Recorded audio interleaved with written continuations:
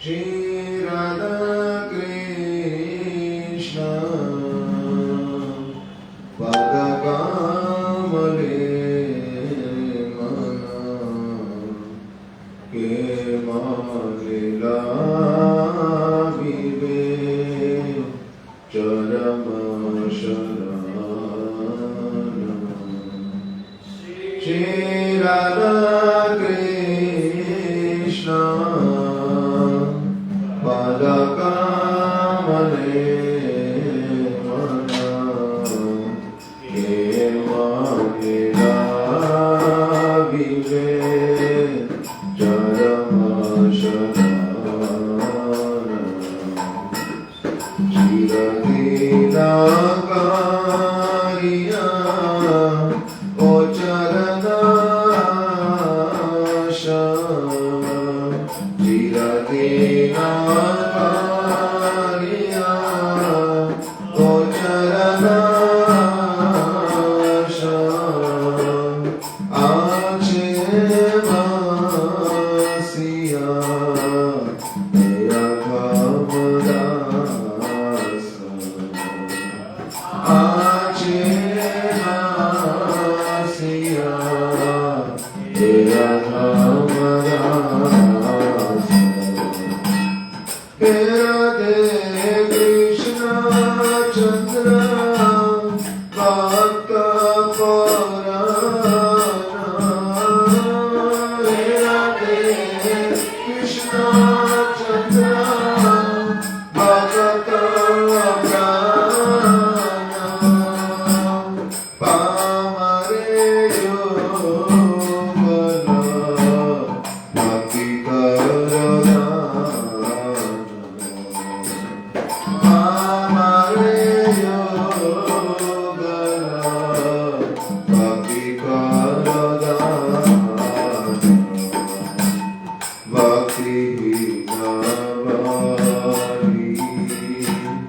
ना करो उपेक्षा भक्ति ना वाली ना करो उपेक्षा मूर्ख जने देहा ज्ञान सुशीषा मूर्ख जने देहा ज्ञान सुशीषा विषया पिपासा प्रपीडित दासे विषया पिपासा प्रपीडित दासे देहारी काल युगल विनासे देहारी काल युगल विनासे चंचला जीवना स्रोत प्रवाही चंचला जीवना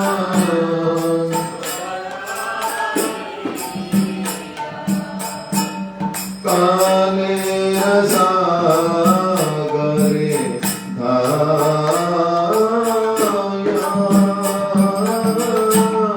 काले सागरे धाया गेलो जे Diwasa नाशिवे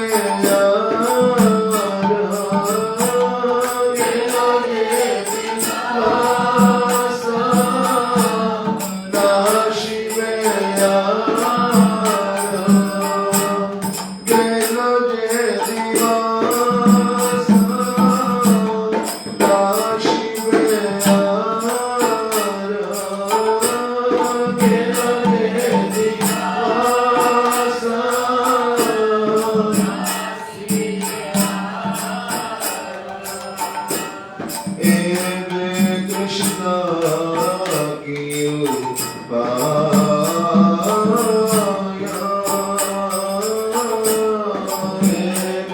Krishna ki upaya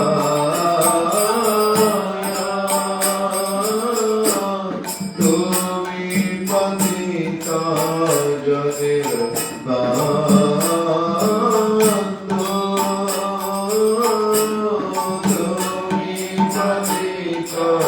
Janir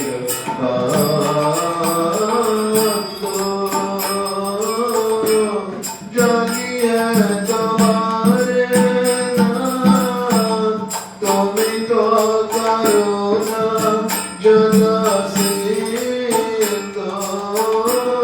Janiye tamare naam Tumi to karuna janasito Jai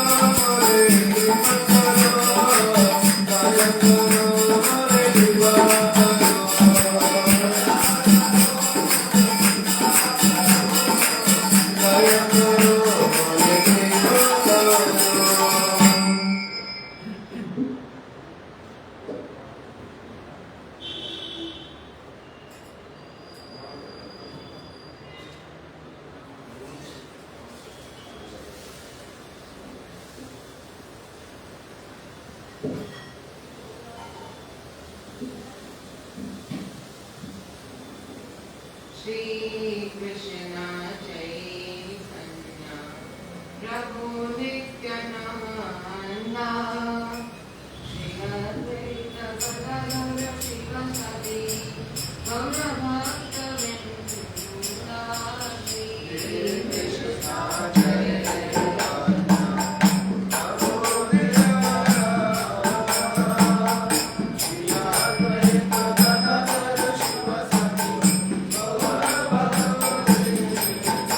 Hare Krishna, Hare Krishna, Krishna Krishna, Hare Hare, Hare Rama,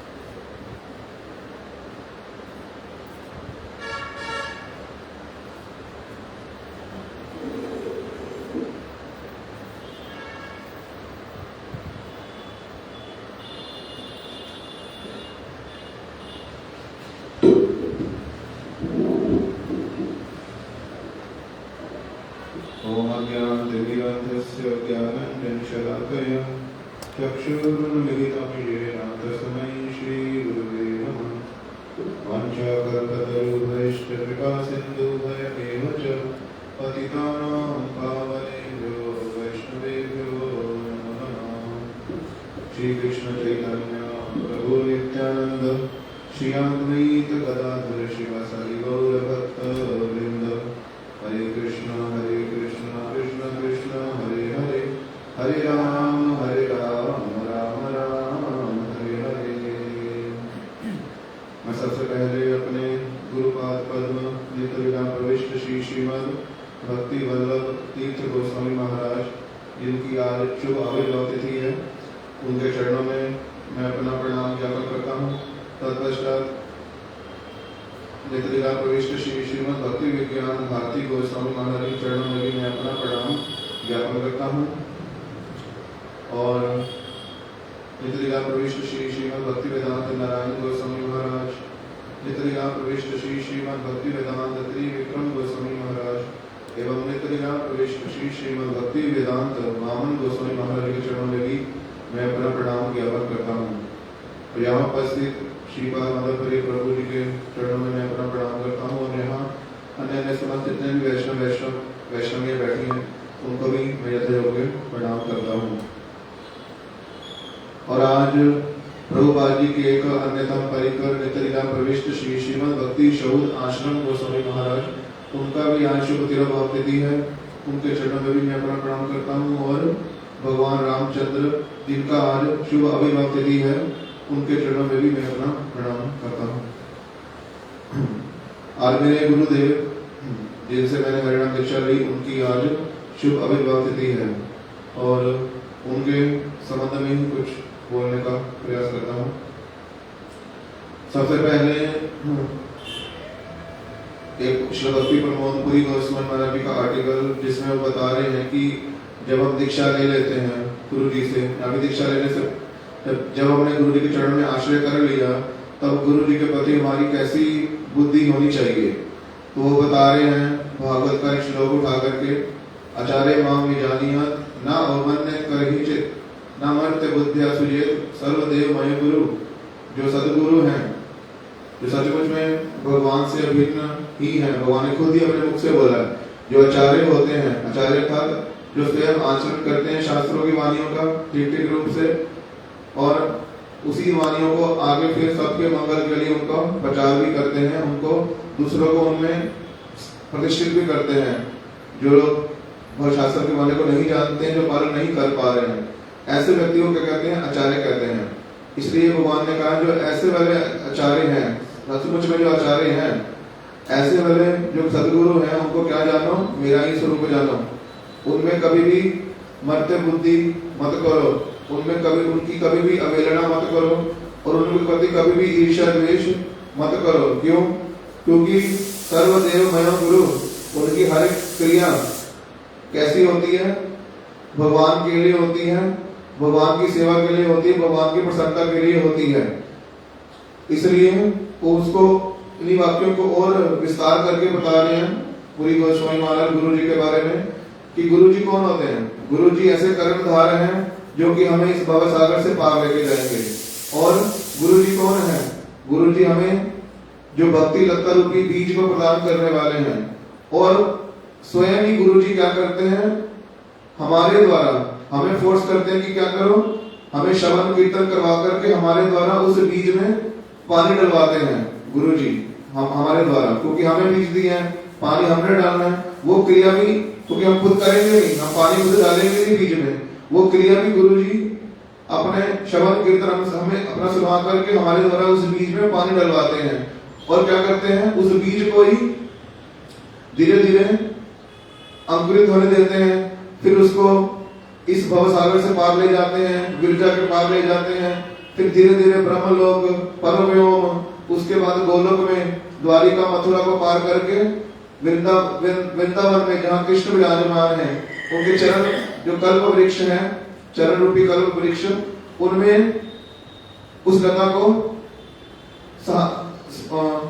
वहां पे लता का आश्रय, वहां पे जाकर लता उन चरणों का आश्रय लेती है और उसके बाद क्या होता है, उस लता के ऊपर प्रेम रूपी फल लगते हैं और गुरु जी क्या करते हैं, हमें वो सौभाग्य प्रदान करते हैं जिससे कि हम वो जो प्रेम रूपी फल है उसका स्वादन कर पाए। इसलिए वो कहते हैं जो ऐसे वाले गुरु जी हैं जो कि हमारे इस जगत में सबसे बड़े हितकारी बांधव हैं, उनके चरणों में यदि हमारी थोड़ी सी मर्त्य बुद्धि हो जाए तो क्या होगा, जैसे हम भस्म में घी डालते हैं वो क्या होता है, यूजलेस, कोई काम का नहीं होता, घी को वेस्ट करना होता है। इसलिए हमारा सारा साधन भजन जो भी हम कर रहे हैं, जितना भी ग्रंथ पढ़ रहे हैं, कुछ भी कर रहे हैं, सारा कैसे हो जाएगा, साधन भस्म में घी डालने के बराबर। यदि हमारी गुरु जी के प्रति, गुरु वर्गों के प्रति मर्त्य बुद्धि आ जाए, अर्थात उनको हम अपनी तरह ही दोषों से युक्त भरे पड़े, काम क्रोध लोभ से भरे हुए हैं, उस तरह की बुद्धि वाले यदि उस तरह वाले मानव यदि उनको मान ले हम, तो हमारा कभी भी मंगल होगा नहीं। हमारा किया कराया सारा कुएं में चला जाएगा, चूल्हे में जाएगा।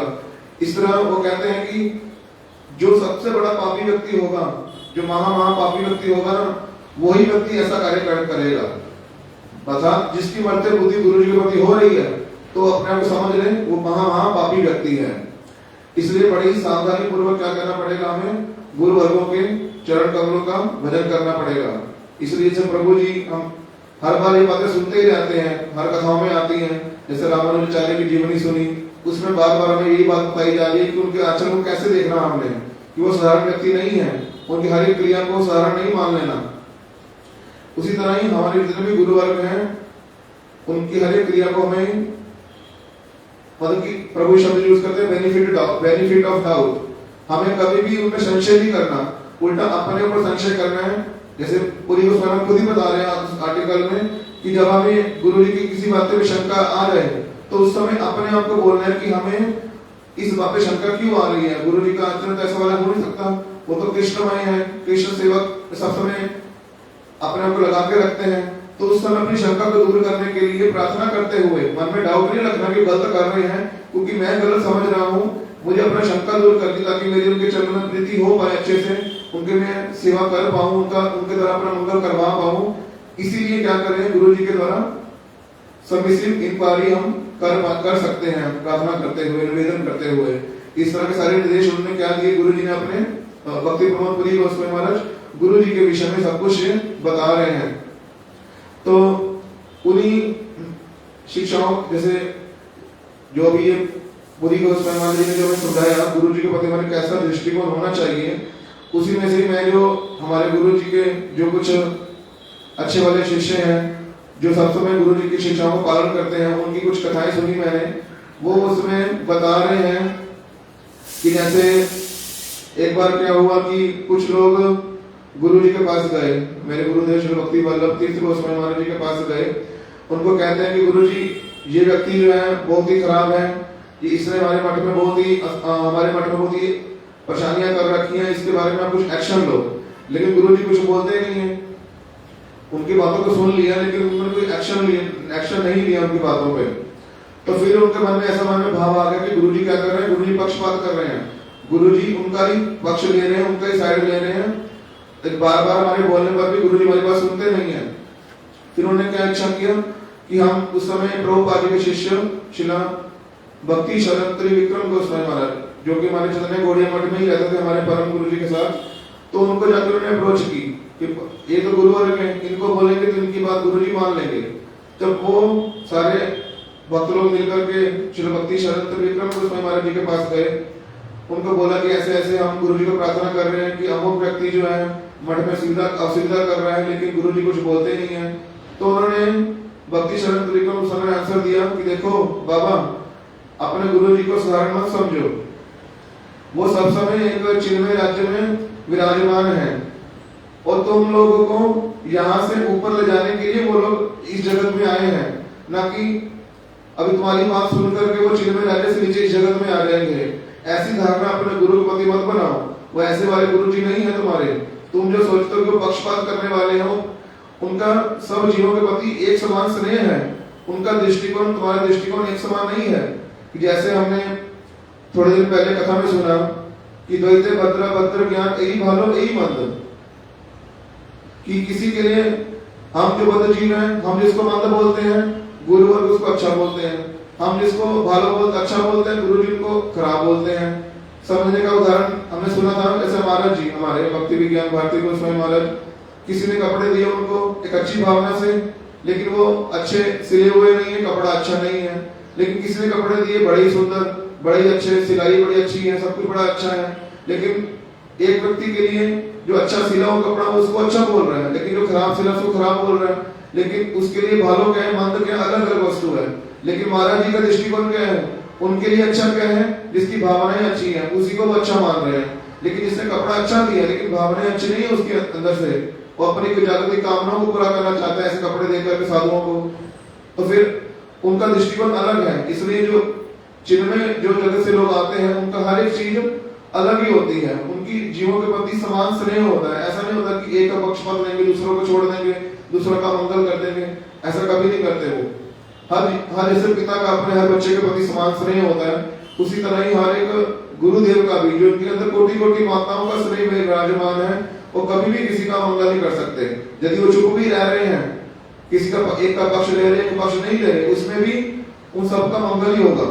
जैसे रामानुचार्य जी की कथा में भी सुना, इस तरह वो सेवक बता रहे हैं कि गुरु जी का महिमा एक शिष्य गान करता है वो तो ठीक ही है, उनके जो बड़े बड़े गुरु वर्ग वो भी उनके विषय में इस तरह की धारणाएं सब समय व्यक्त करते थे गुरु जी के विषय में।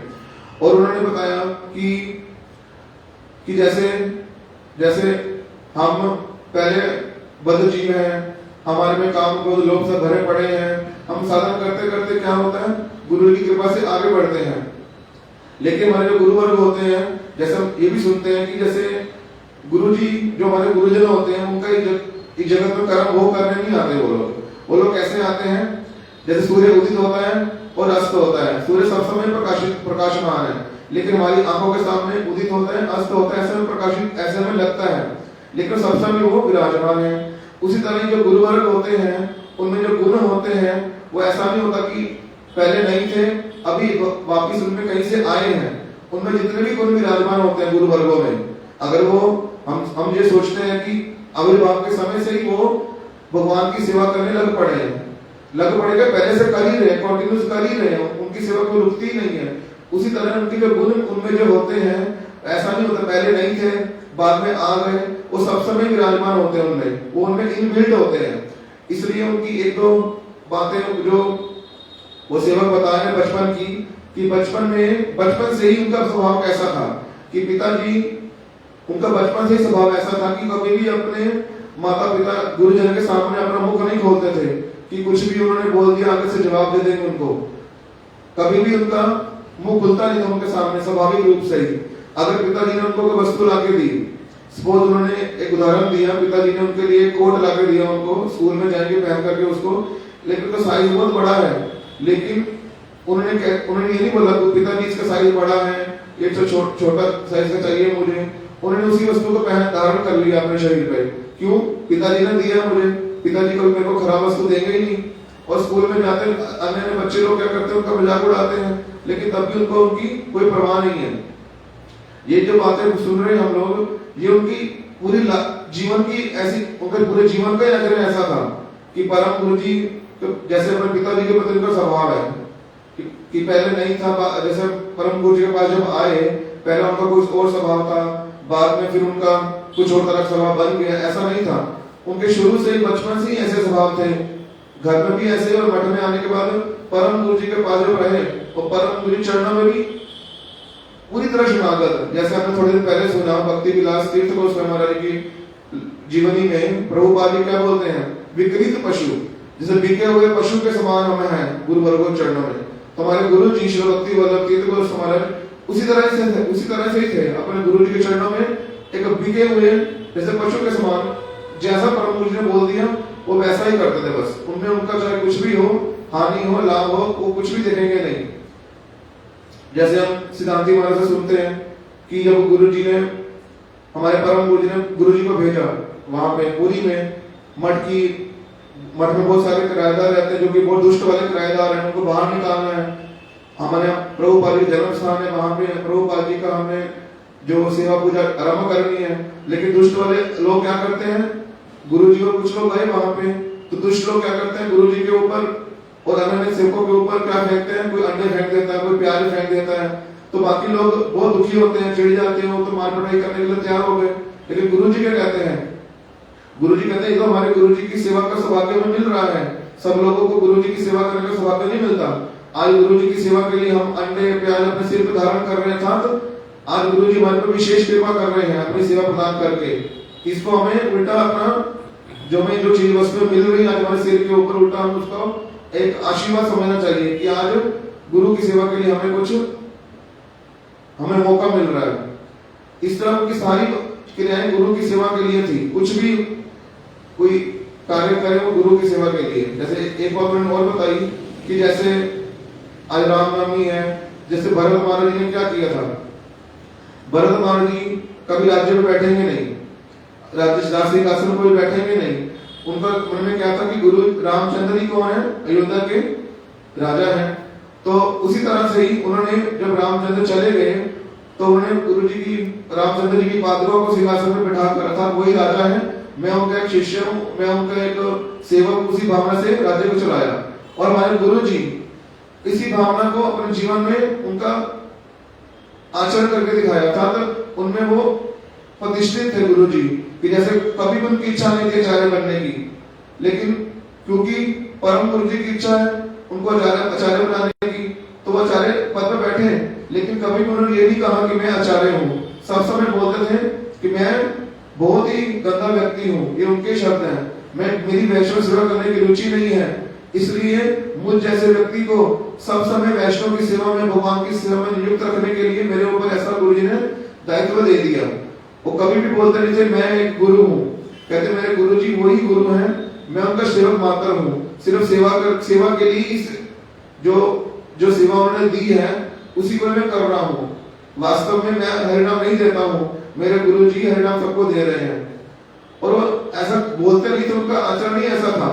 जैसे इतनी वृद्ध अवस्था में भी जब हरिनाम दे रहे हैं तो क्या करते हैं, हरिनाम को गुरु जी के चरणों से हाथों से स्पर्श करा कर सबको दे रहे हैं और बोलते हैं कि मैं गुरु नहीं हूँ, मेरे गुरु जी गुरु हैं, मैं सिर्फ उनका एक सेवक मात्र हूँ। जैसे अब कीर्तन सुनते हैं, ताई शिष्य तब थाकी सर्वथा नालई में पूजा कर, ये जो वाक्य वहां पे लिखे हुए हैं गुरु जी उन वाक्यों में पूरी तरह प्रतिष्ठित है। ऐसा नहीं कि उनको सिर्फ ये वाक्य हमारे लिए बहुत मुश्किल है इनको करना, लेकिन उनके लिए क्या है वो वस्तुएं बड़ी ही मतलब की स्वाभाविक ही है। उनको ऐसा नहीं सोचना पड़ता है करूं कि ना करूं, कैसे करूं, वो नेचुरली उन चीजों में प्रतिष्ठित है। इस तरह गुरु जी की जो बहुत सारी महिमा है, अभी हम माधवपुरी प्रभु से सुनेंगे कथा। जितना मुझे स्मरण था वो कि मैंने अपने गुरु जी का बहुत ही कम सर्व किया, बहुत ही कम, लेकिन उनका जीवन जो उनका आचरण बड़ा ही सुंदर है।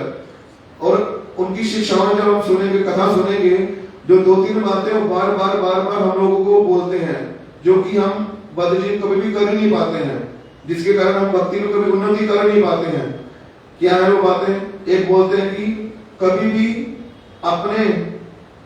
हमारे साथ कुछ बुरा हो जाए, कोई व्यक्ति हमें कुछ गाली निकाले, कुछ भी हमारे साथ करे, तो उसके लिए कभी भी उसको दोष मत दो। सब समय यही सोचो कि मेरे अपने कर्मों का फल मुझे मिल रहा है। और इसके लिए बार बार हर कथा में 2 उदाहरण सब समय देते हैं। 2 उदाहरण, एक तो जैसे बोलते हैं कि जैसे सुरुचि ने जब बुरा भला बोला ध्रुव जी को, तो उनकी माता सुनीति ने बोला कि तुम क्या करो, पद पलाश लोचन श्री हरि की भक्ति करो, सेवा करो, तो उससे क्या होगा, तुम्हारी सारी कामनाएं पूरी होगी, तुम्हारे दुख चले जाएंगे। लेकिन एक बात स्मरण रखना कि जब तुम्हारी माता ने तुम्हें अपशब्द बोले हैं, उसके लिए उसको दोषी मत ठहराना। उसके प्रति मन में कुछ खराब भावना रखकर तुम भजन करोगे तो क्या होगा, कभी भी सिद्धि नहीं होगी। उसके बाद फिर नारद जी जब मिले उनको ध्रुव जी को, तो ध्रुव जी को नारद जी ने भी जब वो सारे उपदेश सुना दिए, उसको तभी उनको ये बोला कि तुम अपने हृदय में जो भी माता ने कड़वे शब्द बोले हैं उसके प्रति, उनके प्रति कोई ईर्ष्या द्वेष रख कर भजन करोगे तो कभी भी भजन में सिद्धि नहीं होगी। ये गुरु जी बार बार अपनी कथा में बोलते थे। और क्या कहते थे गुरु जी कि सब समय क्या करना, दूसरों के गुणों को देखना, दूसरों के दोषों को नहीं देखना। लेकिन हम बदजीव क्या करते हैं, हमारा ऐसा स्वभाव है कि हम सब लोग सब समय अपने गुणों को देखेंगे और दूसरों के दोषों को देखेंगे। तो ऐसा करने से वो कहते हैं कभी भी भक्ति नहीं होगी, कभी भी भक्ति नहीं होगी। इसलिए यदि भक्ति राज्य में उन्नति करनी है तो हमें ये करना ही पड़ेगा, अपने दोषों को सब समय देखना पड़ेगा और दूसरों के गुणों को देखना पड़ेगा। और एक और बात बोली उन्होंने कि गुरुजी कहते हैं कि हम दूसरों को अपने अकॉर्डिंग ढालने का सब समय प्रयास मत करो कि जैसा मैं हूं दूसरे मेरे अकॉर्डिंग, सारे मेरे अकॉर्डिंग चले।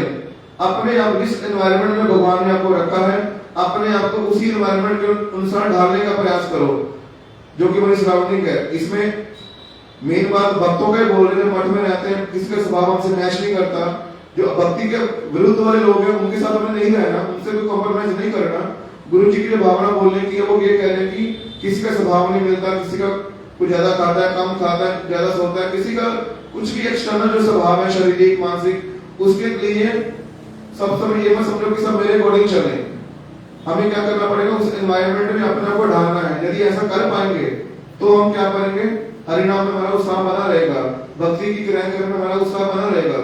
नहीं तो हम सब समय वही सोचते रहेंगे, उसने ये कर दिया, उसने वो कर दिया, उसने ऐसा नहीं किया। जैसे सिद्धांत महाराज बोलते कथा में, अपना जो रिमोट है हम दूसरों को पकड़ा देते हैं कि जैसा वो पकड़ता है कि वैसे मैं चलूंगा। ऐसा हमें नहीं बनना है। इस तरह गुरु जी की बहुत सारी हजारों शिक्षाएं हैं कि जो कि यदि हम पालन करेंगे तो हम वास्तविक मंगल को लाभ कर पाएंगे। इस तरह मैं अपने वाणी को विश्राम देता हूँ और अपने गुरु जी के चरणों में ये प्रार्थना करता हूँ कि जो जो आप बातें बोलते हैं कभी मैं भी उनको जीवन में पालन कर पाऊँ, ऐसी मेरे पर कृपा करें। वांछा कल्पतरु वैष्णव कृपा सिंधु भय एवच पतितानां पावनेभ्यो वैष्णवेभ्यो नमो नमः।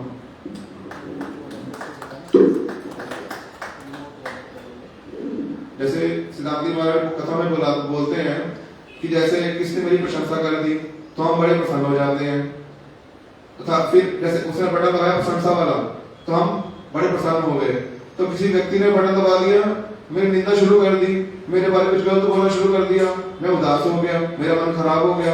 अर्थात मेरा रिमोट मेरे पास नहीं है कि जो गुरु वर्ग ने बताया मैंने उसी को नहीं चलना है, चाहे लोग मेरी प्रशंसा करें निंदा करें। ऐसा उदाहरण सुनते हैं गंगा जी का। गंगा जी अपने लक्ष्य की सब समय धावित रहती है। रास्ते में कोई उनपे मल मूत्र त्याग कर दे, जो रास्ते बड़ी उनकी पूजा अर्चना करती रहे, लेकिन गंगा जी कभी भी रुकती नहीं है किसी के लिए। जो उनका लक्ष्य है समुद्र में जाकर मिलना, उस लक्ष्य पर सब समय धावित रहती हैं। उसी भावना से सिद्धांत महाराज बोलते हैं कि हमें अपना रिमोट जो है किसी को नहीं देना है कि जैसे वो बटन दबाएगा प्रशंसा वाला तो मेरा मन प्रसन्न हो जाएगा। कोई बटन दबा देगा, मेरी निंदा करने वाला, कुछ मेरे खाने को नहीं मिला, कम मिल गया, उसको ज्यादा मिल गया, मेरे को कम मिल गया, गुरु जी ने मेरे को देखकर स्माइल नहीं की, कुछ भी बातें ऐसी वाली होती हैं जो उसके द्वारा अपना मन क्या करें खराब करके बैठ जाएंगे। तो ऐसा हमने नहीं बनना है। अपना रिमोट लोगों को नहीं देना है, अपना रिमोट हमने सिर्फ गुरु वर्गों को देना है। जैसा वो बटन दबाते हैं, जैसा वो उपदेश करते हैं,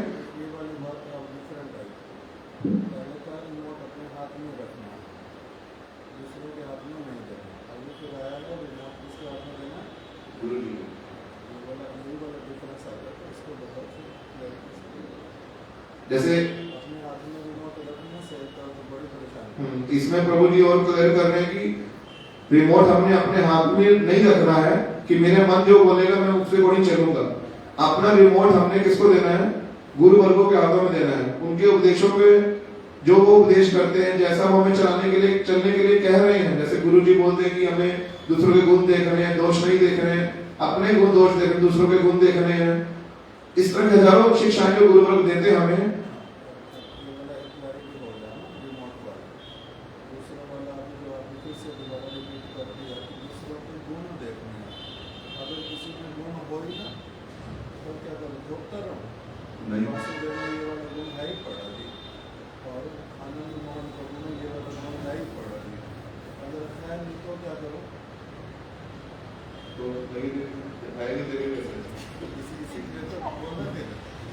कैसे देखो, अगर गुण हो तो देखो, आपने बोला कि वो कह रहे हैं दोष मत देखो और गुण गुण है नहीं, फिर क्या करो,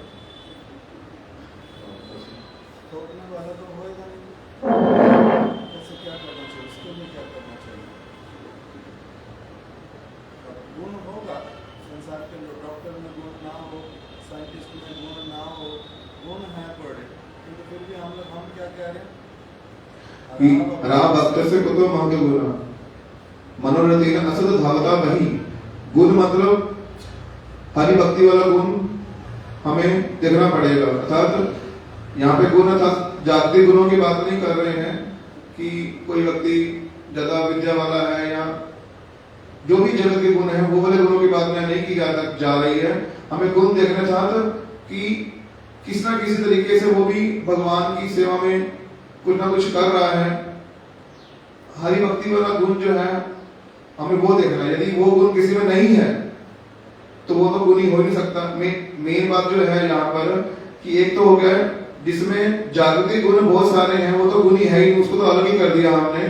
लेकिन जिनमें हरि भक्ति का थोड़ा सा भी गुण देखेंगे अर्थात उनकी सेवा वृत्ति थोड़ी सी भी देखेंगे भगवान के प्रति वैष्णव के प्रति, उसी गुण के द्वारा ही उनको हम सब समय सम्मान देंगे। यहाँ पर भी जो गड़बड़ है, अभी कोई व्यक्ति हरि भक्ति कर रहा है, ठीक है, और हरि भक्ति करने पर वो जो है अभी बीच बीच में स्त्री संग भी करता है, तो उसके लिए क्या करेंगे? सेव्या नदु संग योग्य इसकी डिटेल है, ऐसे वाला नहीं होएगा। अब नहीं तो इसीलिए तो बहुत सारे लोग शुद्ध भक्ति की बात समझ ही नहीं पाते, सिर्फ क्या कह दिया, नहीं सबको गुण देखो। कैसे गुण देखूं? मैं नहीं देख पा रहा हूँ तो कैसे थोपूं अपने ऊपर, जबरदस्ती कैसे करूँ? उसमें प्रभु जी ने बोला कि यदि हम सेवा नहीं गुण नहीं देख पा रहे, सेवा नहीं कर पा रहे, उससे दूर हो जाओ, अपनी दूरी बना कर रखना ही उसमें वाला मतलब है। ये वाली सारी चीजें होंगी। अब जो आपने उदाहरण दिया कि गुरु महाराज जी का कि आपके गुरु महाराज जी के पास में दूसरे लोग कंप्लेन करते हैं, ये व्यक्ति बड़ा दुष्ट है, बड़ा असुविधा करता है। अब वो उसके लिए कुछ भी नहीं बोलते हैं, ये तो उनका अपना महिमा हुआ। किंतु अगर जैसे महाराज जी ने अफेक्शन एंड रिप्रोच नामक ग्रंथ में लिखवाया भूमिका में सबसे पहले कि अगर जो व्यक्ति इस तरह से कोई दुष्ट कार्य करता रहे, उसको कोई कुछ बोलने वाला भी ना हो तो कैसे चलेगा? उसका गुण कैसे देखो? तो असुविधाजनक व्यक्ति है, तो क्या करेंगे? बोलना पड़ेगा। कौन बोलेगा? जो जिनका दायित्व है उस चीज को वो समझा रहे हैं बस अपने उदाहरण से कि तुम्हारे सिरदर्दी क्यों है, वो मेरी सिरदर्दी है। इस प्रकार की बात तो फिर समझ आएगी, नहीं तो बड़ी असुविधा। जैसे आप शिला भक्ति देव माधव गोस्वामी शासन भी किया, अगर शासन नहीं करेंगे और अगर किसी को कोई असुविधा करता रहेगा, किसके पास जाकर के बोलेंगे? बताओ, जैसे बोलेंगे किसके पास? हाँ जी, हम समझ आ गई बात की। जैसे वो क्या, जैसे हम सुनते हैं कि श्री नारायण गोस्वामी महाराज वो इस्कॉन में लोगों के खिलाफ बोलते हैं बहुत कुछ, तो कि अपने शिष्य को तुम लोगों ने नहीं बोलना कुछ भी, क्योंकि मैं जिस भावना से बोलता मेरा मुझे स्नेह है, हमारा मुझे स्नेह नहीं है। स्नेह है, साथ में शासन भी कर सकता हूँ, अधिकार है वही, मैं उस स्तर पर हूँ। लेकिन तुम लोग से उसकी एक ही चीज देख रहे नेगेटिव वाली, मतलब प्रेम तो है नहीं। इसीलिए अब ये सारे विचार जो हैं जब फिर के ग्रुप में हम लोग डिस्कस करेंगे तभी फिर क्लैरिटी से आता है, नहीं तो एक पक्ष ही लेते। अभी अगर श्री विक्रम महाराज जी बोल रहे हैं, वो कह रहे हैं कि मेरे को रूप गोस्वामी जी ने क्या कहा, रूप गोस्वामी जी का श्लोक है, दृष्टि स्वभाव जनित वपुष्ट दोषई ना प्राकृत तो यहाँ भक्त जनस्य पश्ये। क्या करना पड़ेगा? अगर दृष्टि स्वभाव जनित है, स्वभाव से उत्पन्न अगर किसी में कोई दोष है, स्वभाव जनित वपुष्ट दोष है, और दूसरा वपुष्ट दोष है या फिर वपुगत कोई दोष। वपुगत दोष का मतलब लंगड़ा है, और वपुगत दोष का मतलब एकदम से कोयले की तरह काला है। वपुगत दोष का मतलब आंख से देखता नहीं है। इसके कारण दृष्टि स्वभाव जनित है, वपुष्ट दोष है, वपु का दोष हो गया, हाथ कटा हुआ, हाथ टेढ़ा है, ये वपुगत दोष है। शूद्र कुल में जन्म लिया, वपुगत दोष हो गया। वपुगत दोष के कारण किसी को कुछ नहीं कहते, देखने पर भी समझने पर भी, उसके कारण उसने कोई भी भूल की उसको नहीं कहते। दृष्टि स्वभाव जनित और स्वभाव से उत्पन्न, स्वभाव से उत्पन्न दोष क्या होता है? निष्ठा स्वभाव जनित है। स्वभाव से उत्पन्न दोष क्या होता है? जिसको कह रहे हैं कि उसको आपको देखना नहीं, काउंट करना नहीं। अब किसी की आंखें नहीं, मैं देखूंगा नहीं, इस नरोत्तम को देखने में असुविधा होती है, बोलूंगा नहीं, किसको देखने में असुविधा होती है, बोलूंगा या नहीं बोलूंगा? बताओ। अगर मैंने बोला है तो क्या इससे मेरा अपराध हो गया? हमारे गुरु भाई हैं एक गोपीनाथ बाबा जी महाराज, उनका हाथ जो है एक काम नहीं करता और खराब है, वो लटका रहता है। तो अगर वो उस हाथ से काम नहीं कर पाते तो बोलूंगा नहीं, क्या करूँगा? अब ये उनका व्यक्तिगत दोष है। तो अगर इसको मैंने क्या करना है, इसको हीन दृष्टि से नहीं देखना है। वो वैष्णव बन गए हैं, उनका मजाक उड़ाते हुए ऐसा कुछ नहीं बोलना है। इसके कारण उनको अयोग्य नहीं समझना कि भक्ति भी नहीं कर सकते, भक्ति कर सकते हैं। इस प्रकार से उपदेश दिया। किंतु जो चीज़ विवेकानंद गोस्वामी महाराज जी कह रहे हैं कि जो चीज़ है वो मेरे को दिखाई दे रही है, क्या रूप गोस्वामी मेरे को कह रहे हैं अपनी आंखें फोड़ लो और आंखें बंद कर लो, देखा मत करो। ठीक है, बात इसकी आंखों की कमजोरी है, मेरे को दिखाई दे रहा है, तो मैं क्या बोल भी नहीं सकता उस बारे में और बात भी नहीं कर सकता? ऐसे बोला थोड़ा ना कह रहे। क्या मेरे को रूप गोस्वामी जी कह रहे हैं आंखें बंद कर लो, जिसका दोष जो भी हो उसको देखो मत, ऐसा वाला थोड़ा ना कह रहे। दृष्टि स्वभाव जनित। अब स्वभाव क्या होता है? कैसे वाले स्वभाव की चीज को नहीं देखना। किसी ने कहा कि ओ मेरा तो ना कॉलेज के समय से ही या फिर जब मैं 12-14 वर्ष का था उस समय से मेरा स्वभाव बन गया लड़कियों को अच्छी तरह से घूरने का, तो मेरा तो स्वभाव छोड़ नहीं पा रहा हूँ। तो इसलिए ना आप मेरा ये दोष नहीं गिनना प्रभु जी, अभी तो नहीं गिनना दोष, ये तो दोष है भाई, ये तो खराब चीज़ है तुम्हारा ये मेरा तो स्वभाव बन गया। मेरे कहने से थोड़ा ना होगा कि मेरा ये वाला स्वभाव बन गया और मेरे को रूप गोस्वामी जी वाली बात के अनुसार मेरे ऊपर वो लागू करो कि आप अगर देखोगे मेरा ये वाला चीज़ तो दोष होगा आपका ही। नहीं भाई, मेरा दोष नहीं होगा। इस स्वभाव की बात थोड़ा ना कर रहे हैं। दृष्टि स्वभाव जन्य। किस तरह का स्वभाव? थोड़ा ज़्यादा खाता है, थोड़ा कम खाता है, ये स्वभाव अगर है। कोई चीज़ खा पाते हैं, कोई चीज़ नहीं खा पाते, ये स्वभाव है। ये कहीं ना कहीं से गठित हुआ। जैसे अब बंगाल के लोग वो चावल खाते हैं बचपन से, तो उनके स्वभाव में गठित हो गया ये वर्ग। और सरसों का तेल चाहिए शरीर पे लगाने के लिए, स्नान करने से पहले लगाना ही लगाना। गरीब से गरीब व्यक्ति भी स्नान तेल लगाए बिना नहीं करेगा। हम लोगों को ये पता ही नहीं था। तो इसलिए हमने चावल खाने में हमने क्या खाना है? रोटी खाने का अभ्यास है। चावल खा लेते हैं बीच बीच में, किंतु अगर 15 दिन केवल चावल देते रहोगे तो हमारे को असुविधा होगा। उसी तरह से उनको 15 दिन अगर सिर्फ रोटी देते रहेंगे तो उनको असुविधा होगा।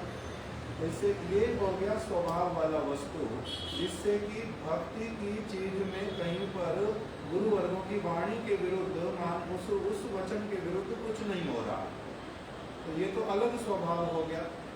किंतु अब मैं अगर बोलूँ कि मेरा स्वभाव बन गया निंदा ही करने का, मेरा स्वभाव बन गया सिर्फ सारा दिन मैंने सोते रहने का, तो ये वाला स्वभाव भी मैं किसी का देखूंगा नहीं कि ये खराब है। ये क्या बात हुई?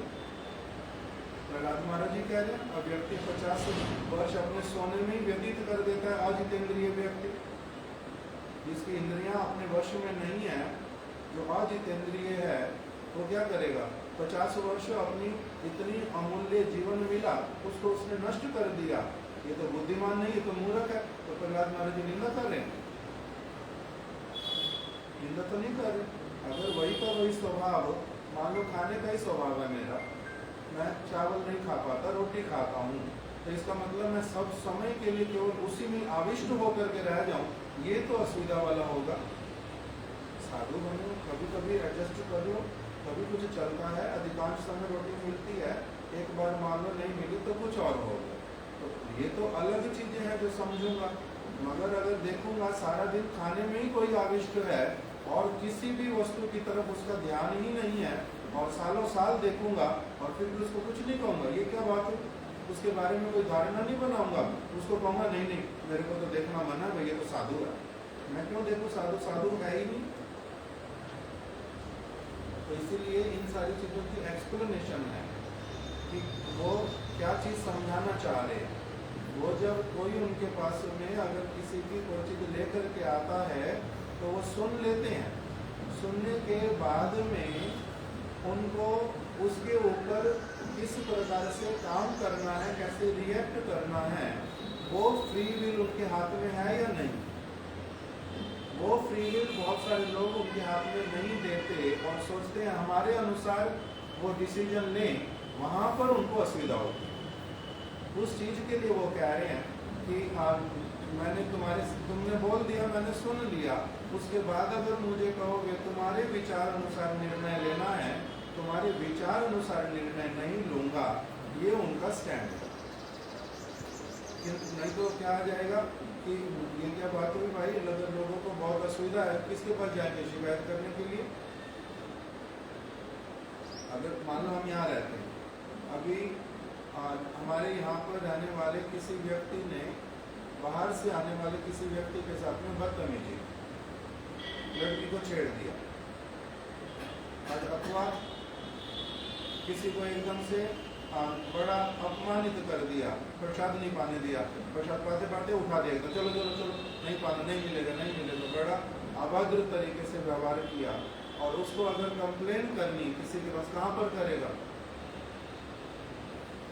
कहीं ना कहीं करेगा ना, नहीं करेगा। अगर किसी को कोई असुविधा हुई है वो कहीं पर बोलेगा या नहीं बोलेगा।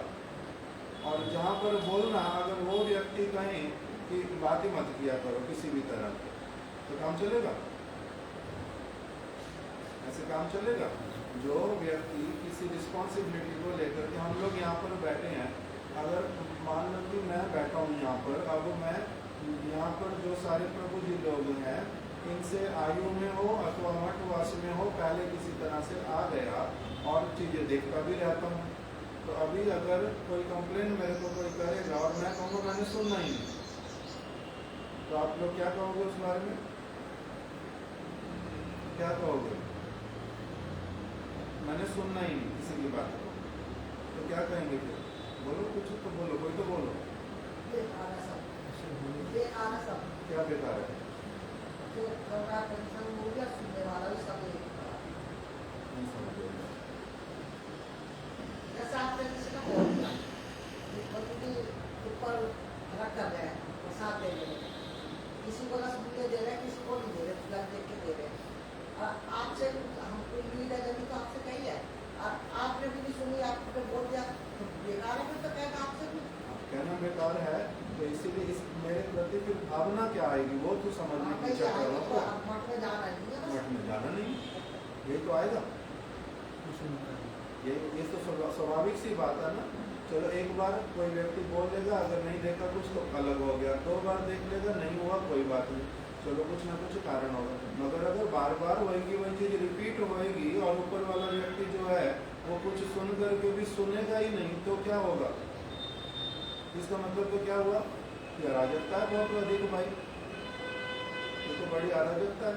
तो वैष्णव के नाम पर कोई कुछ भी करता रहेगा,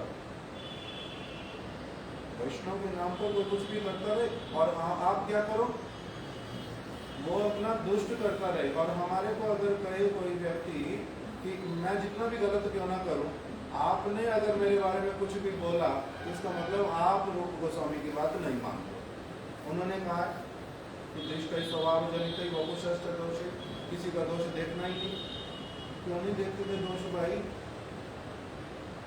मैं अगर कोई बाहर से आने वाला मंदिर में साधारण सा व्यक्ति हो, मेरे को क्या लेना देना, यहाँ कोई गड़बड़ हो रही है, आगे से आऊँगा नहीं, बस मेरा तो इतना हो गया। मैं तो बाहर का व्यक्ति अगर हूँ तब तो ऐसे वाला करूँगा। मगर अगर यहाँ पर रिस्पॉन्सिबिलिटी है मेरे ऊपर, सारे लोग मेरे मुख को देखते हैं, सबको आशा है कि ये ठीक से बात कुछ बदलाएंगे, और अगर मैं भी ऐसे करूँगा तब क्या होगा,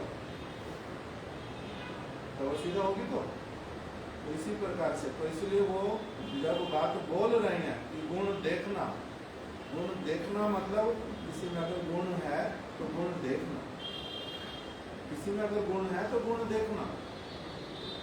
उसकी उसके साथ में ईर्ष्या द्वेष के कारण उसके गुणों को अनदेखा नहीं करना, उसकी एप्लीकेशन डिफरेंट है बिल्कुल। ये सारी चीजें बहुत गंभीर वाली हैं, जिसको बड़ी अच्छी तरह से डिस्कस करना, समझना और उसको फिर हृदय में धारण करना चाहिए, नहीं तो भूल हो जाती है बहुत बार। भगवान को कहेंगे वो साधारण मनुष्य जैसे, ये गलत बात है या नहीं है? और फिर साधारण व्यक्ति को ही कहेंगे ये सारे भगवान हैं, ये भी भूल है या नहीं है? तो अब मोदी जो है प्रधानमंत्री हैं, प्रधानमंत्री होने पर भी अगर वो कहेंगे जनता जनार्दन जनता जनार्दन जनता जनार्दन, इसका क्या मतलब हुआ भाई? इसका क्या मतलब हुआ? जनता जनार्दन है तुम्हारे लिए होगी क्योंकि तुम्हारे को वोट चाहिए या सीट चाहिए। जनता जनार्दन थोड़ा ना, वो जो है उसको वही वाला बताओ तो कि तुम क्या हो, जनता हो। तुम भगवान थोड़ा ना, जनार्दन का मतलब भगवान, जनता जनार्दन, मेरी जनता ही भगवान है। ये क्या बात हुई? तो सिद्धांत महाराज जी का पिताजी बोलते मेरी दुकान मेरा धाम है। अपने आप से बोलने से, तुम्हारे मानने से हो गया धाम तुम्हारा ही। एक गंगा सा नाला देखा कहीं पर बहते हुए, अरे मेरे लिए तो यही गंगा है भाई, तेरे कहने से क्या होगा? गंगा बन जाएगी वो, बोलने से थोड़ा ना हो जाएगा। गंगा गंगा होनी भी तो चाहिए या नहीं? तो इसी प्रकार से हम लोगों को हमारे गुरु वर्ग जो हैं मूर्ख बनने के लिए, आंखें बंद करके रहने के लिए थोड़ा ना सिखाएंगे। वो क्या सिखाना चाहते हैं कि तुम्हारे को कोई शिकायत थी, तुमने मेरे को शिकायत अपनी बोल दी, अब तुम अपना क्या करो, तुम अपने हिसाब से अपना शांत हो जाओ, तो तुमने मेरे पास बात पहुंचा दी। अब मैं उसको देखता हूँ कि मैंने कब इमीडिएटली, तुम कहोगे अभी रिएक्ट करो, अभी नहीं करूँगा। तुम कहोगे कि इस तरह से रिएक्ट करो, ऐसे नहीं करूँगा। मेरा अपना विवेक, क्योंकि तुमने मेरे को बड़ा समझा है, तो बड़ा समझा है तो इसका मतलब क्या है, फिर मेरे को मेरे अनुसार किस समय मैंने क्या रिएक्शन, क्या एक्शन लेना है मेरे ऊपर छोड़। ये वाली चीज सिखाना चाह रहे। स्पष्ट हुआ बात? कि उसमें फिर ये वाला मत करो कि मैं तुम्हारा भी गुलाम हूँ, तुमने अभी शिकायत करके ली, मेरे को अभी अभी एक्शन लेना पड़ेगा। तो तुमने भी मेरे को बड़ा काम आना, फिर गुरु काम आना। तुम तो मेरे को क्या चाहते हो बनने के लिए? तुम्हारा गुलाम बनो, तुम्हारा दास बनो। तुम अभी कहोगे अभी अभी करना पड़ेगा। ये वाली चीज में हमारे को मैच्योर होना, उसमें ऊपर उठने के लिए हमारे को बोल रहे। माता ने जैसे बोला कि भाई तिलक धारण करने वालों को रसगुल्ला दे रहे, तिलक जिन्होंने नहीं लगाया उनको रसगुल्ला नहीं दे रहे। तो अभी जो शिकायत करने आया और उसकी शिकायत जेन्युइन है, ठीक है बिल्कुल, अभी ऊपर वाला से क्यों कर रहा है उससे भी तो पहले सुनना पूछना पड़ेगा या नहीं? उससे भी पूछना पड़ेगा उसके मन में क्या आया क्या नहीं आया। जिसको नहीं दिया उसने कोई और, केवल तिलक तो कारण नहीं बना, कोई और कुछ भी तो हो सकता है। तो इसलिए अलग तरह से विचार करना पड़ेगा। इसी चीज को वो कह रहे हैं। वासुदेव प्रभु, आपने कुछ बोलना पड़ेगा अभी जो टॉपिक चल रहा है उस बारे में? वासुदेव प्रभु आगे क्लाइमेट की बात है, उसमें इसको बोल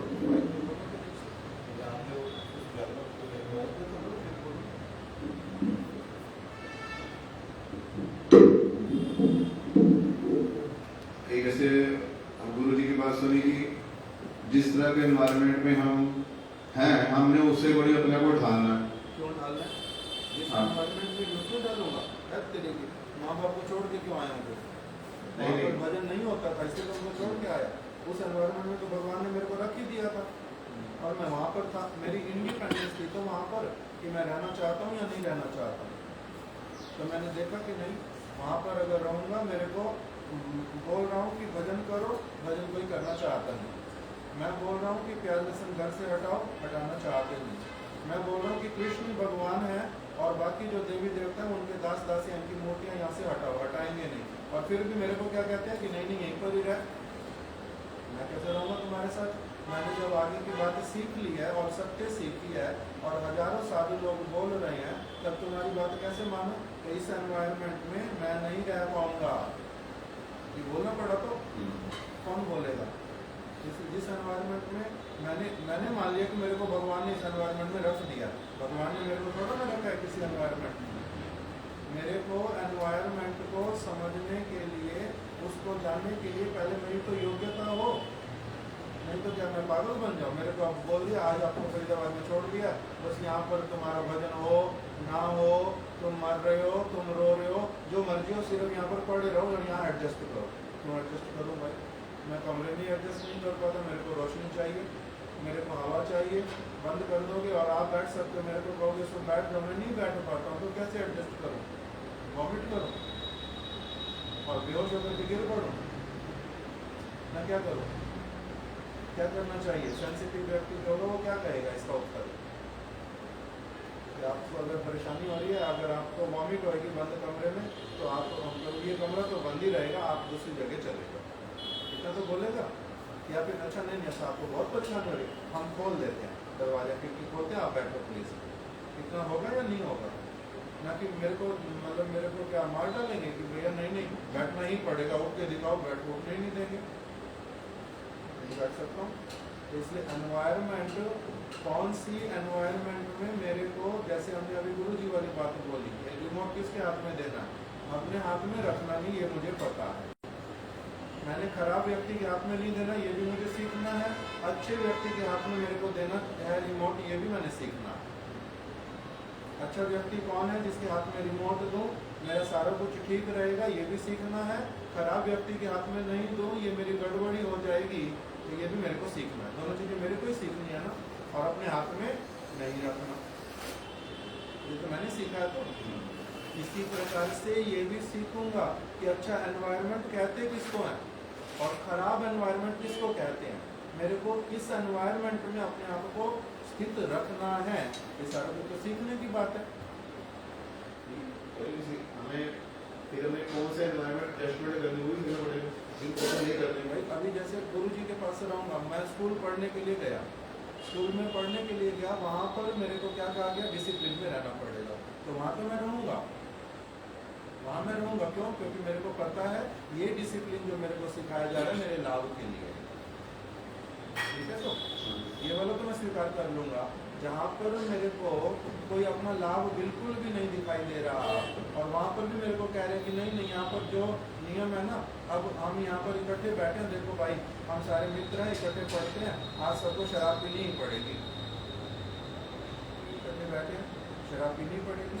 मैंने अब तक कहती है कि नहीं मैंने शराब नहीं पीनी, मैंने सुना वो शराब खराब है, मैंने अपने पिताजी से सुना, मैंने अपने गुरु जी से सुना शराब खराब है, तो मैं तुम्हारे साथ मैं तो नहीं बैठूंगा, मैं तो नहीं पीऊँगा। इसमें कोई बातें करेंगे, कोई बातें करेगा कोई? तो फिर इसी प्रकार की मैच्योर अगर डेवलपमेंट मेरी नहीं हुई, तब फिर मेरे को ये सारी चीज़ें वास्तविक रूप में कैसे करनी है। क्या वो कह रहे हैं कि गुण देखो, इसका मतलब क्या है, मैं धारण नहीं कर पाऊंगा। एनवायरनमेंट में जहाँ पर हो, जिस एनवायरनमेंट में तुम्हारा पारमार्थिक सबसे अधिक लाभ है, वहाँ पर क्या करो, अपने आप को एडजस्ट करो। जैसे श्यामा रानी दीदी का कहा, कल बताया था ना, परसों बताया था कि मथुरा में आकर के रहने लग गए, वही उनके गुरु जी ने उनको सिखाया। जहाँ पर बहुत श्रेष्ठ साधु संग मिलेगा, वहाँ पर क्या करना, बहुत सारी फैसिलिटी नहीं होने पर भी उसको इग्नोर करना, साधु संग को गुरुत्व देना, उस एनवायरनमेंट को चूज करना। तो अब ये एनवायरनमेंट चूज करना, इसके लिए पहले डेवलपमेंट होनी वो बहुत जरूरी है। नहीं तो क्या है, मेरे को इस्कॉन में स्वामी महाराज जी छोड़ गए, मेरे को वहीं पर ही रहना। वो लोग सारे कह रहे हैं नारायण महाराज का साथ नहीं करना, तो मैं जाऊँगी नहीं, बात खत्म। किंतु इन्होंने क्यों कहा वहाँ पर, जब उनको कहा कि हम लोग उनको निमंत्रण नहीं करेंगे, हम बैन करेंगे उनको, तो इन्होंने कहा या तो बैन हटाओ और उनको सभी जगह पर आने दो जहाँ पर वो जाना चाहें, नहीं तो फिर मैं रहूँगी नहीं। ये बोला था उन्होंने।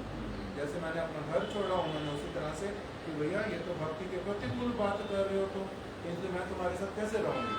तो उन्होंने उस एनवायरनमेंट को उसको छोड़ दिया।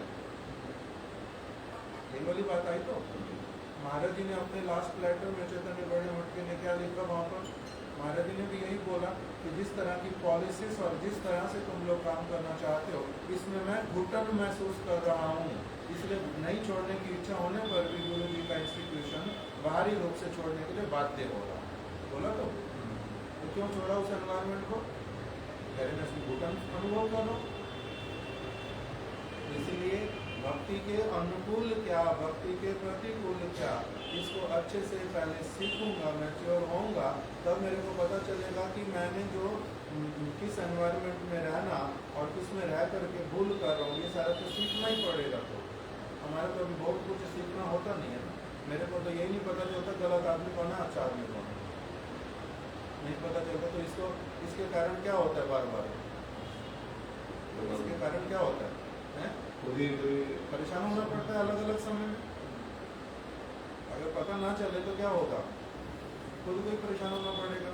कोई व्यक्ति आया, अपना हमारा समय नष्ट करके चला गया, हमने भी अपना करवा लिया, वो हमारे को प्रूव कर गया कि तुम कौन हो, मूर्ख हो, हम तो मूर्ख ही रह गए।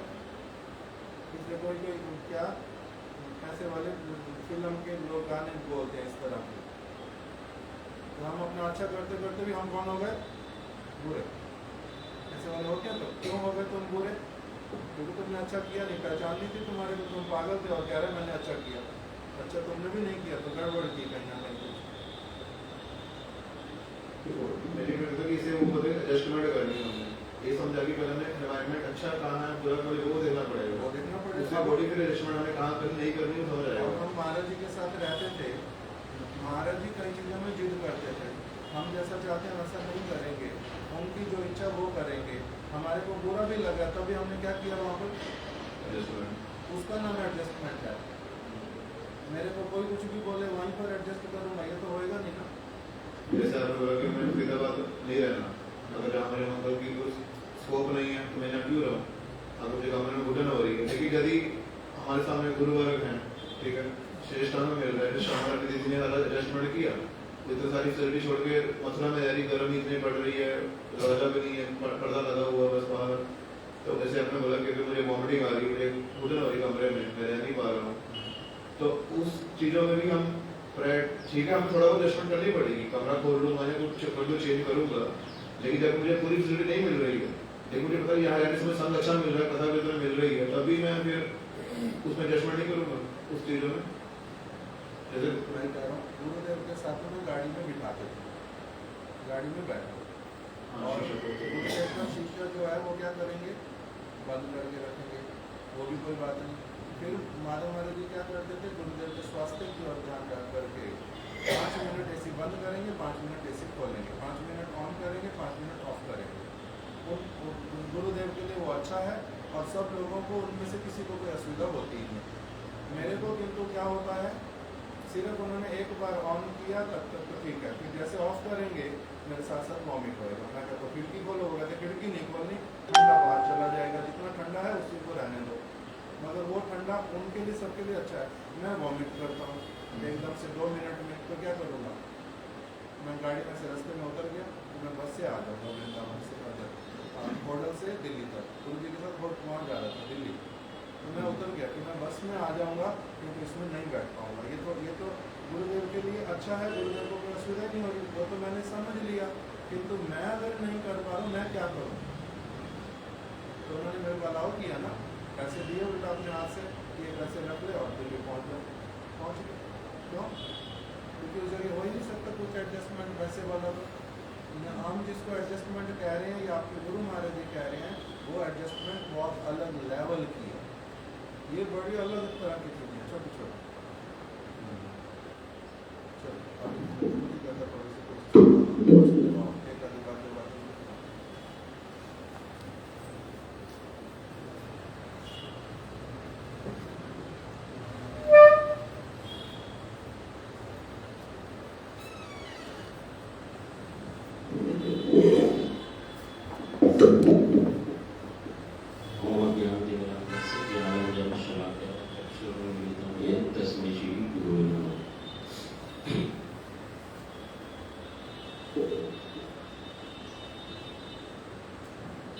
महाराज जी श्रीमद् भक्ति वल्लभ तीर्थ गोस्वामी महाराज जी के विषय में कुछ सुना हुआ है, जैसे कि वो साधु संघ के विषय में एक बात बतलाते थे कि हम लोग जब साधु संघ करते हैं तो उस पर ध्यान देना है कि किस प्रकार के साधु का संग करना है। आपको ऐसा नहीं, हमें ऐसा नहीं बनना कि जैसे एक खटमल होता है या कोई जूम होती है हमारे सिर में, वो हर समय हमारे साथ रहती है, खून चूसती है, वो बड़ी निकट है एक व्यक्ति के पास। उसी तरह से एक व्यक्ति अपने किसी गुरु जी के पास या साधु के निकट रहते हैं, लेकिन उनके विचारों को ग्रहण नहीं करते। रहते पास में है, फिजिकल सेवा करेंगे और चीजें भी करेंगे, लेकिन गुरु जी का क्या करते हैं, खून चूसते हैं। मतलब कहने का मतलब है उनकी शिक्षाओं को ग्रहण न कर कर उनके लिए और प्रॉब्लम्स क्रिएट कर देते हैं। तो ऐसे वाला साधु संग हमें नहीं करना खटमल की तरह, कि पास तो रहते हैं, बड़े पास में रहते हैं, निकट में रहते हैं, लेकिन उनकी शिक्षाओं को, उनकी विचारधारा को ग्रहण नहीं करते। इस बात को महाराज जी बतलाते थे।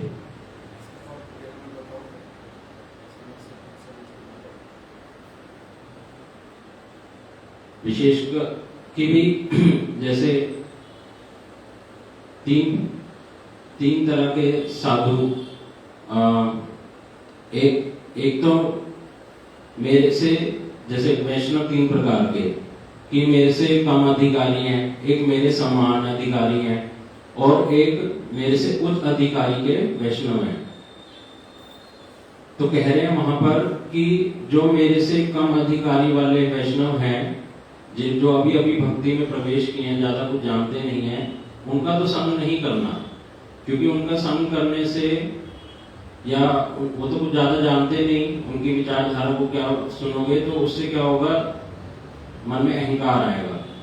और दूसरा, अपने समान वाले वैष्णवों का जब संग करेंगे, उसके लिए भी निषेध किया, बताया जब हम उच्च कोटि का संग करेंगे, जो श्रेष्ठ वैष्णव हैं, जो अपने आचरण के माध्यम से सिखलाते हैं, तो उनका जब हम संग करते हैं तो अब हमारे हृदय में अपने आप दीनता आएगी, और उनके संग से, वैष्णवों के संग से हम भगवान की सेवा में रुचि बढ़ेगी। तो ये मतलब ये हमें दिखेगा कि हमारा संग हो रहा है या नहीं।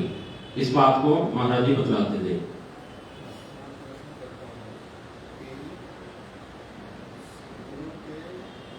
गुरु का संग करना, साधु का संग करना है, जूं जैसा नहीं बनना और उसका खटमल जैसा नहीं बनना।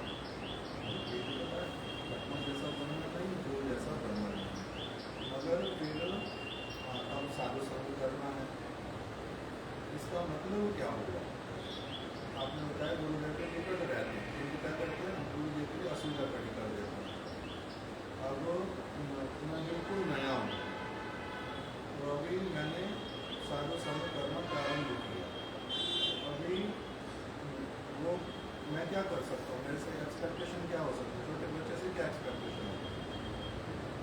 छोटा बच्चा क्या करता है? किसी ने अपने बच्चे को जन्म दिया, उससे क्या एक्सपेक्ट करोगे? तो मेरे खून ना पिए, खून पिएगा या नहीं पिएगा? छोटा बच्चा खून पिएगा या नहीं पिएगा? टट्टी कर देगा, पेशाब कर देगा, रोएगा, और आपकी नींद खराब करेगा, और थोड़ा बड़ा होगा दीवारों पे लिखेगा, सॉकेट में कुछ हाथ डालेगा, शीशे की चीज़ें तोड़ देगा, तो आपके नोट लेकर के फाड़ दिया एकदम से। तो ये चीज़ें करेगा या नहीं करेगा? तो क्या करेगा? एक्सपेक्टेड क्या है?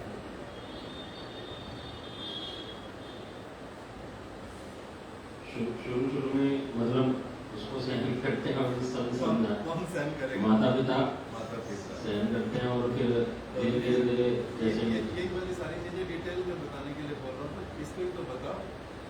गुरु जी क्या करते हैं, शुरू में अपने शिष्यों को जैसे धीरे धीरे बड़ा करते हैं। वो शुरू में ऐसे तो सब कुछ थोड़ी जानता है कोई हद, तो धीरे धीरे गलती भी करेगा, सीखेगा। तो इस प्रकार से जैसे बालक सब चीज़ों को सीखता है धीरे धीरे, और माता पिता क्या करते हैं, उसकी सेवा करते हैं उस बालक की। उसी प्रकार से गुरु वर्ग क्या करते हैं, अपने शिष्यों को पालन पोषण करते हैं, और शुरू में उनको काफ़ी चीज़ें समझाते हैं जो उनकी गलतियाँ होती हैं। लेकिन अगर ऐसा व्यक्ति जो बार बार गलती करता ही रहता है सेम चीज के लिए, तब गुरु वर्ग उस बात को कह रहे हैं कि वो खटमल वाला संग नहीं अलाउड है। इसलिए पहले जब मैं बड़ा हो जाऊंगा तब मेरे को समझ आएगा ये वाला बात कि इसमें कहा ही क्या जा रहा है। इसलिए पहले तो मेरे समझने वाला स्तर आ जाए, अगर वो स्तर नहीं है तो उससे एक्सपेक्टेशन करने में क्या होगा। इसलिए गुरु जी जो है वो बहुत बार रुष्ट नहीं होते किसी से भी, इसलिए आसानी से रुष्ट नहीं होते। हमारे गुरुदेव हम लोगों को बोल देते थे कि अगर मैं सोचूं ना कि मैं अपराध लूँगा तुम्हारे, तो पता नहीं फिर कितने सालों तक तुम्हारे अपराध ही लेता रहूँगा और तुम्हारी क्या गलती होगी पता ही नहीं। तुम्हारे को तो बिल्कुल अपने से अलग कर देना पड़ेगा सब समय के लिए। क्यों? क्योंकि तुम क्या करोगे सब समय? अपराध ही करोगे। इसलिए वैष्णव जो है, गुरु जो है वो अपराध लेते ही, गुरु और वैष्णव अपराध लेते नहीं। किंतु इसमें साथ में शिक्षा क्या दे रहे हैं, फिर इसका अर्थ ये नहीं है कि मैं किंतु अपराध करता ही रहूं। वो लेते नहीं, वो बुरा मानते नहीं, वो मेरी चीज़ों को इग्नोर करते हैं। किंतु इसका मतलब क्या हुआ, मैं अपना क्या करता रहूं, अपनी मस्ती में ही चलता रहूं बस सब समय के लिए। वहाँ पर भूल है। वहाँ कहते जो चीज़ अब समझ आने लग गई उसको कम से कम अब क्या करोगे, अच्छे से पालन करोगे। जैसे एक बच्चा जब 18-20 साल का हो जाता है तब उसको कहते हैं कि तो अभी भी काम नहीं करता, माँ तभी तक तो बोझ है तो फिर बिल्कुल, तब उसके लिए क्या आता है, ये कौन है, बोझ। क्यों? आयु बड़ी हो गई, पढ़ा दिया लिखा दिया, तुम्हारे को कितना कुछ सिखा दिया, अभी भी तुम उनके सिर के ऊपर बैठे हो गए, तब वहाँ पर गड़बड़ानी प्रारंभ होती। उससे पहले नहीं होती। क्यों? क्योंकि हम लोग क्या करेंगे, आता ही नहीं कुछ भी, तो भूल तो करेंगे ही करेंगे और कुछ ना कुछ तो चलता ही रहेगा।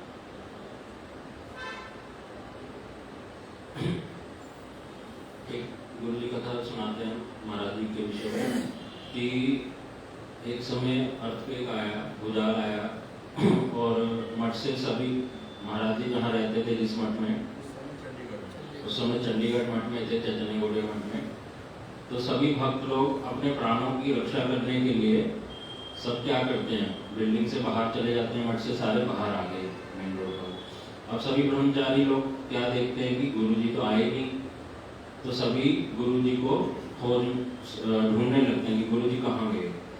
तो जब अर्थक्वेक रुका तब पता चला गुरुजी कक्ष में भी नहीं है अपने, ना कहीं और हैं। तब ध्यान से जब ढूंढने पे पता चला कि गुरुजी कहाँ थे, जहाँ पर उनके ठाकुर जी विराजित थे, उनको आलिंगन किए हुए विराजित थे। तो गुरुजी बतलाते हैं कि जैसे सभी अपने प्राणों की रक्षा करने के लिए दौड़े थे, तो उसी प्रकार से श्रीमद् भक्ति वल्लभ तीर्थ गोस्वामी महाराज जी अपने प्राणों की रक्षा करने के लिए दौड़े। उनके प्राण इसमें, उनके प्राण कौन है, श्री राधा माधव। वहां से लीला के माध्यम से दिखला रहे हैं कि किस प्रकार से उनका भगवान के प्रति प्रेम है।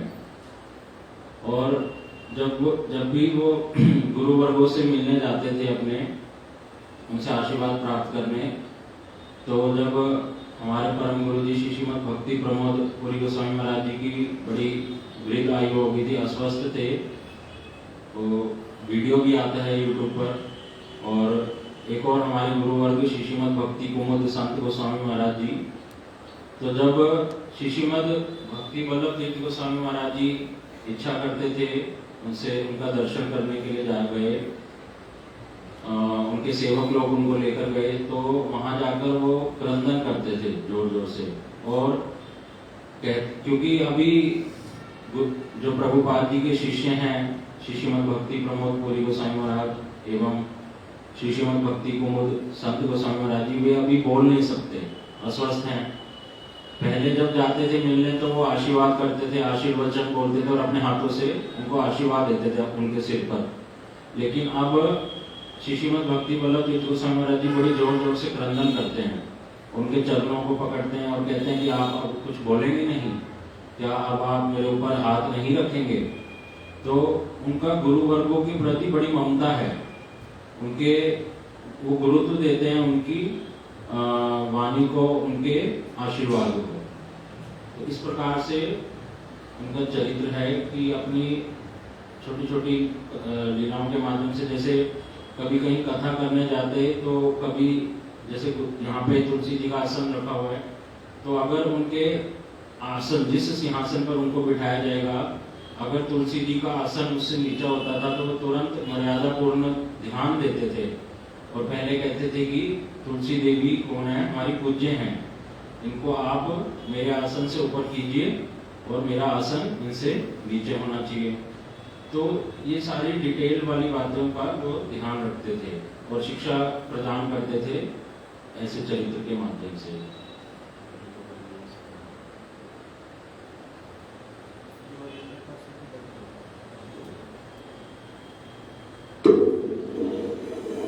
कथा सुनाई चंडीगढ़ वाली, अर्थक्वेक वाली। अब वो अपने कमरे से ठाकुर जी के कक्ष में भी पहुंच गए और किसी को पता चला नहीं, ऐसी वाली डिटेल बोलने से असुविधा होती, इसलिए क्योंकि उनके साथ में सेवक रहते, एक तरफ से ये वाली बात, दूसरी तरफ से पुजारी के पास में चाबी रहती है, उनके वो कैसे पहुंचे वहां पर, चाबी तो चाहिए। तो इसीलिए उसमें सिंपल सा ये है कि कार्तिक का महीना चल रहा था, जहाँ तक मेरे को स्मरण आता है वो 1999 की बात या 1998 की। हमारे दो गुरु भाई रशियन, एक का नाम था नरसिंह महाराज, बाद में संन्यास छोड़ दिया, नील माधव उसका नाम था, दूसरा था कमलाक्ष, वो गृहस्थ पुरी में रहता अभी भी, दोनों ही रशियन। वो लोग श्री भक्ति वल्लभ तीर्थ गोस्वामी महाराज जी के साथ में जाते आते थे, कथा सुनते थे, सब कुछ करते थे। तो उन्होंने ही हम लोगों को ये बात बतलाई कि वो लोग वहीं थे चंडीगढ़ में और अर्थक्वेक आया तो सभी शोर मचा सब तरफ से, कॉलोनी के लोग भी सारे अपने घरों से बाहर आ गए, मठ के भी सारे लोग बाहर आ गए, श्री भक्ति वल्लभ तीर्थ गोस्वामी महाराज जी भी बाहर आए। अब सभी लोग तो अर्थक्वेक की बात कर रहे हैं कि क्या आ गया, भूचाल, भूचाल ही बोलते हैं, भूचाल आ गया है और अभी सारे बिल्डिंग से दूर हो जाओ, बिल्डिंग से दूर हो जाओ। तो सभी लोग तो इसी चीज में व्यस्त हैं। उन्होंने जल्दी जल्दी अपने सेवक को कहा कि ये पुजारी को बुलाओ, पुजारी को चाबी लेकर के आए, जल्दी पहले मंदिर में चलो। तो उनको अपने सेवक एक तो लोग लेकर के साथ में वो मंदिर के अंदर चले गए और थोड़ी देर तक वहीं पर ही रहे कि विग्रहों को पकड़ करके रखते हैं, अगर कुछ हुआ भूचाल ये गिर ना, उस प्रकार की उन्होंने एक भावना व्यक्त की। उन्होंने सिर्फ और सिर्फ साधारण लोगों जैसा कि भाई एकदम खुले स्थान पर रुक जाओ और बिल्डिंग के अंदर मत रहो, वैसे वाला विचार नहीं लिया। उन्होंने कहा कि नहीं, हमारे को ठाकुर जी के पास में लेकर के क्या करना चाहिए, उनको थोड़ी देर पकड़ करके रखेंगे, अगर फिर से आए भूचाल तो उनका विग्रह जो है वो गिर करके टूटे। इस प्रकार की भावना उन्होंने व्यक्त की। अर्थात साधारण लोगों के जैसे केवल अपनी चिंता करना वैसे वाला नहीं, एक अच्छी उन्नत चित्त वृत्ति वाला जो व्यक्ति होता है उसको वहां पर उनका वो प्रकटित हुआ। जैसे अगर किसी का मान लो प्लेन क्रैश हो रहा है और उस समय फिर लोगों को बोला जाता है कि आपको क्या करना है, अब ये 2, 4 न 6 गेट हैं, इसमें से आपको सबको बाहर जाना है, कहीं आग लग गई है उसमें से कैसे निकलना है। तो उस समय अगर किसी के छोटे बच्चे हैं साथ में तो पहले किसकी केयर करता है, बचाने की, छोटे बच्चों की केयर करता है। अगर किसी के बूढ़े माता पिता हैं वो बिल्कुल चल ही नहीं सकते तो वो उनको आग में मरने दो और मैं जा रहा हूँ, ऐसा तो नहीं सोचता ना। क्या सोचता है एक सज्जन व्यक्ति, उनको मैंने क्या करना है, इनको भी कैसे पहले अपने साथ में बाहर लेकर के जाना है, जैसे उस चीज का विचार करता है उसी प्रकार की भावना से। क्योंकि भगवान की सेवा जो करता है अगर उसके अंदर ये वाली भावना ना हो कि वो मेरे ऐसे वाले पिता हैं जो अपने आप से कुछ नहीं करते, मेरे ऊपर डिपेंडेंट हैं, या फिर मेरे ऐसे वाले बच्चे हैं जिनको मेरे को ही जिनके लिए सारा कुछ करना है, अगर ऐसे वाली भावना किसी की नहीं होती विग्रह के प्रति, उसको विग्रह की सेवा करने का अधिकार नहीं, उसको विग्रह रखने का अधिकार नहीं। इस प्रकार का शास्त्रों में जो विचार, तो उन्होंने उसी के अनुसार क्या दिखलाया कि हमारे ऊपर दायित्व है विग्रहों का, और अभी यहीं पर ही हम हैं, तो इसलिए इस समय मेरा कम से कम क्या कर्तव्य बनता है कि उन विग्रहों को पास में जाकर के खड़ा हो। इस प्रकार की भावना। वांछा कल्पतरुभ्यश्च कृपा सिंधु या एवचा पतितानां पावनेभ्यो वैष्णवेभ्यो नमो नमः। संध्या के समय हम लोग और जो कथा है भगवान श्री रामचंद्र जी की और श्री महाराज जी के विषय में भी अभी कुछ बात हम लोगों ने 1, 2, 4 सुनी। संध्या में उनके विषय में भी समय के अनुसार कुछ और विशेष बातें उनके आचार्यत्व की उसको हम लोग श्रवण करें। भगवान रामचंद्र जी का आज शुभ आविर्भाव दिवस बड़ा विशेष दिन है, इसलिए आप लोग संध्या के समय में समय पर सभी आ जाएंगे तो बहुत अच्छा होगा। कुछ कीर्तन करेंगे, कुछ कथा करेंगे मिलकर। हरे कृष्ण।